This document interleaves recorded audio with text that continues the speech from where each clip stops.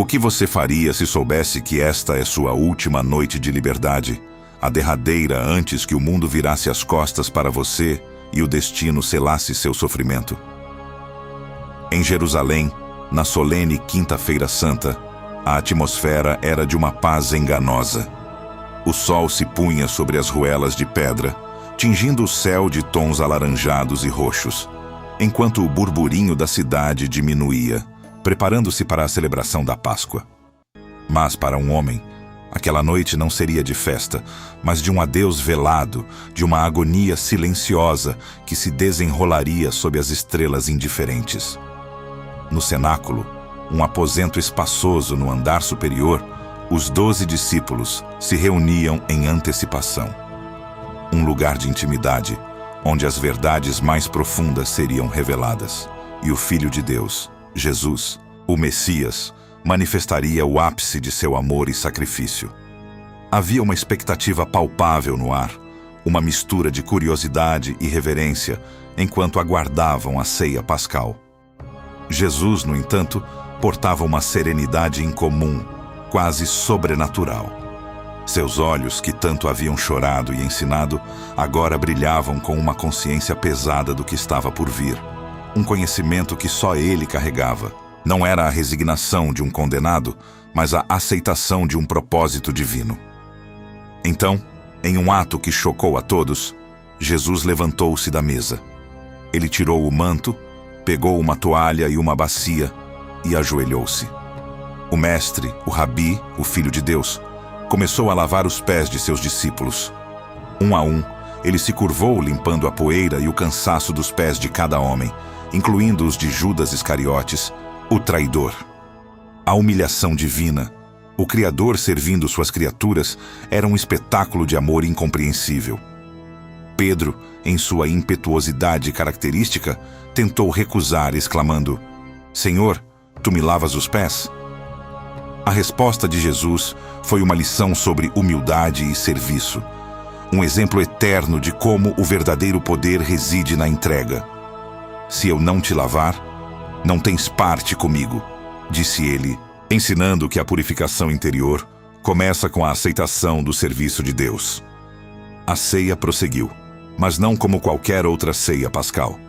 Jesus tomou o pão, deu graças, partiu-o e o deu aos discípulos, dizendo: "Tomai, comei. Isto é o meu corpo que é dado por vós. Fazei isto em memória de mim."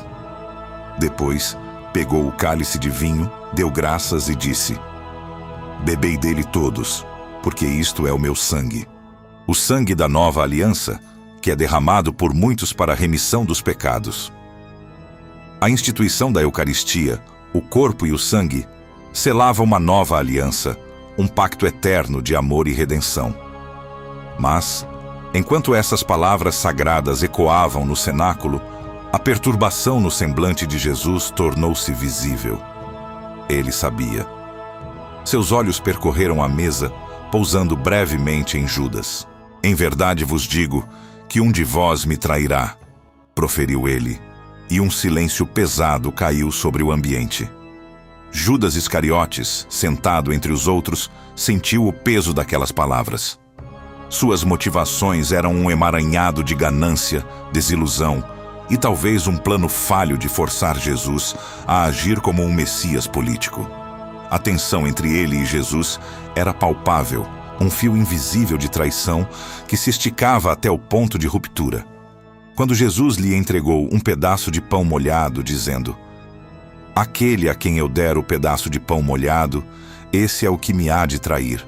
E Judas aceitou. O destino estava selado. O diabo entrou nele. Sem hesitação, Judas levantou-se e saiu, mergulhando na escuridão da noite. Um rastro de dúvida e um pressentimento sombrio pairaram sobre os corações dos discípulos, que não compreendiam a totalidade do que havia acontecido. A partida de Judas, envolto nas sombras da noite, selava um destino inevitável e um mistério sobre o futuro que se aproximava rapidamente. Antes de continuarmos, inscreva-se no canal e diga-nos nos comentários de onde você está assistindo. Com a saída de Judas, uma sombra se ergueu, mas Jesus não permitiu que o desespero tomasse conta. Ele sabia que o tempo era curto e havia ainda lições cruciais a serem compartilhadas. Seus olhos, antes perturbados pela presença do traidor, agora brilhavam com uma compaixão profunda enquanto se voltava para os 11 discípulos restantes. Com voz calma, mas carregada de autoridade, ele lhes deu as últimas instruções, palavras que ecoariam por séculos.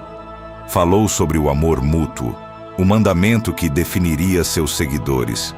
Nisto conhecerão todos que sois meus discípulos, se tiverdes amor uns aos outros. Prometeu-lhes o Espírito Santo, o Consolador, que os guiaria e lhes traria paz, uma paz que o mundo não poderia dar nem tirar. Era um paradoxo, uma alegria prometida, em meio à tristeza iminente, uma esperança plantada no coração da despedida. Enquanto a noite avançava, Jesus prosseguiu com uma profecia que abalaria a confiança de um de seus mais impetuosos seguidores. Olhando diretamente para Pedro, que momentos antes havia jurado lealdade inabalável, Jesus proferiu as palavras que cortariam como uma lâmina. Em verdade te digo que, nesta mesma noite, antes que o galo cante, tu me negarás 3 vezes.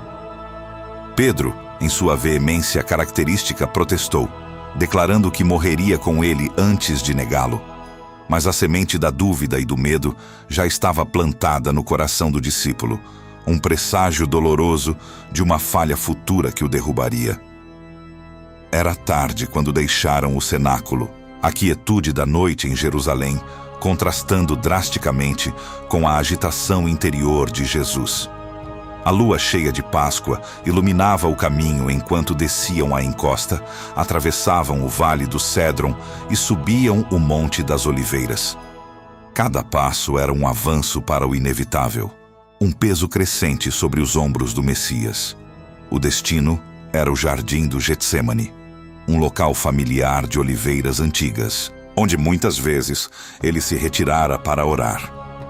Mas esta noite, o Getsêmani não seria um refúgio de paz, e sim um campo de batalha espiritual. Ao chegarem ao jardim, Jesus se afastou dos discípulos, levando apenas Pedro, Tiago e João consigo. Disse-lhes: a minha alma está profundamente triste, até a morte.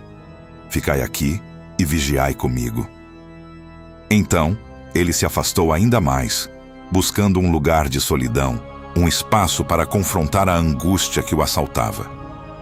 A profunda tristeza e a agonia que o dominavam eram tão intensas que se tornaram quase visíveis, uma nuvem escura pairando sobre ele.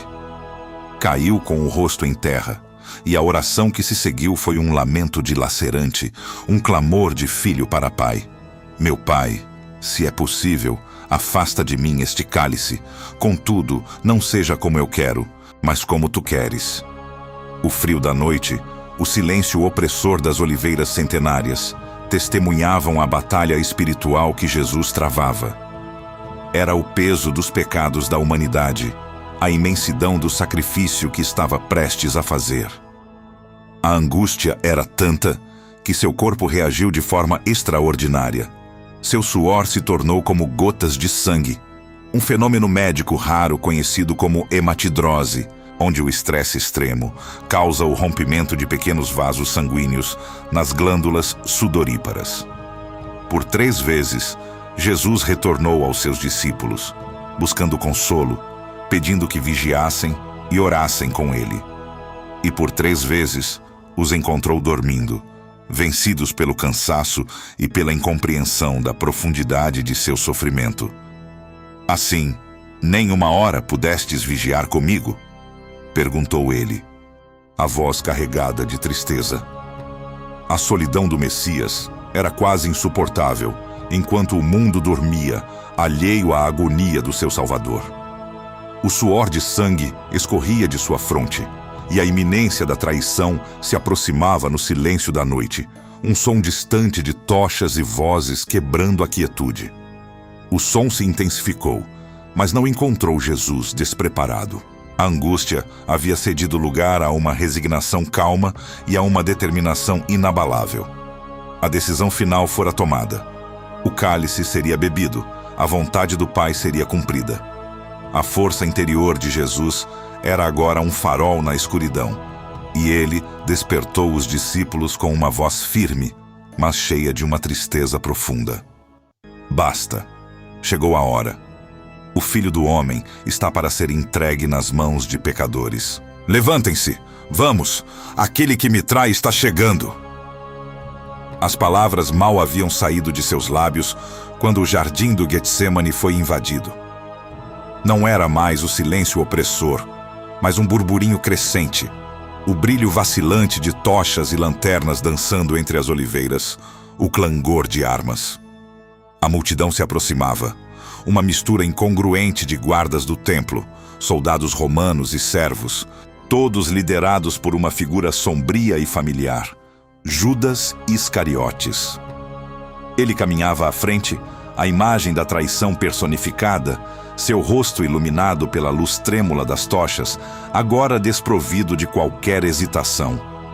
A ironia da cena era cruel. O discípulo que partilhara pão e vinho com Jesus agora guiava aqueles que viriam prendê-lo.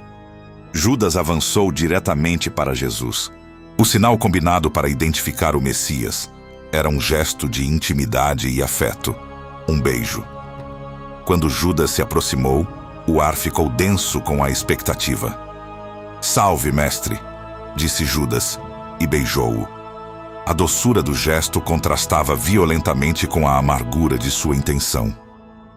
Nos olhos de Jesus não havia raiva, apenas uma dor profunda e uma decepção que parecia rasgar a alma. "Amigo, a que vieste?", aí perguntou Jesus. Suas palavras, não uma acusação, mas um lamento, um reconhecimento da profundidade da queda de Judas. Os discípulos, ainda atordoados pela noite de angústia e pelo sono pesado, foram despertados para a dura realidade. O choque e o desespero tomaram conta deles. Pedro, sempre impetuoso, reagiu com a fúria de um animal encurralado. Sem hesitar, puxou a espada e, num golpe rápido, cortou a orelha direita de Malco, um dos servos do sumo sacerdote. Era um ato de lealdade desesperada, mas também de incompreensão da verdadeira natureza da batalha que se desenrolava. Jesus, no entanto, interveio. "Basta, deixem-nos." Com um toque suave, ele curou a orelha do servo, um último ato de compaixão e um lembrete de seu poder, mesmo no momento de sua própria prisão. Voltou-se para Pedro e disse: "Embainha a tua espada, porque todos os que lançarem mão da espada, a espada morrerão. Acaso pensas que não posso rogar a meu Pai, e ele me mandaria agora mesmo mais de 12 legiões de anjos? Como, pois, se cumpririam as Escrituras, que dizem que assim convém que aconteça?"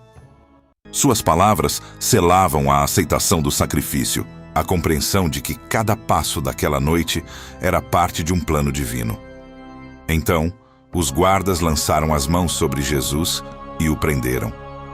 Os discípulos, vendo a inevitabilidade da situação e tomados pelo medo, fugiram.